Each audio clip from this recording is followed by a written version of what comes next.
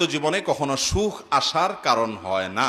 দাম্পত্য জীবনে স্বামী হোক আর স্ত্রী হোক, ধৈর্য ধারণ করতে না পারলে কখনো শান্তি পাওয়া যায়, ধৈর্য ধারণ করতে হয়। দাম্পত্য জীবনে শান্তি আসার জন্য স্ত্রীর অনেক কিছুকে হজম করা শিখতে হয় স্বামী, আবার একইভাবে স্বামীর অনেক কিছুকে হজম করা শিখতে হয় কার?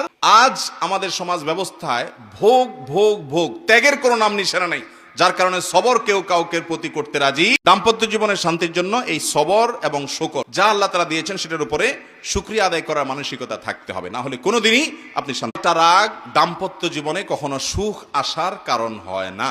দাম্পত্য জীবনে স্বামী হোক আর স্ত্রী হোক, ধৈর্য ধারণ করতে না পারলে কখনো শান্তি পাওয়া যায়, ধৈর্য ধারণ করতে হয়। দাম্পত্য জীবনে শান্তি আসার জন্য স্ত্রীর অনেক কিছুকে হজম করা শিখতে হয় স্বামী, আবার একইভাবে স্বামীর অনেক কিছুকে হজম করা শিখতে হয় কার?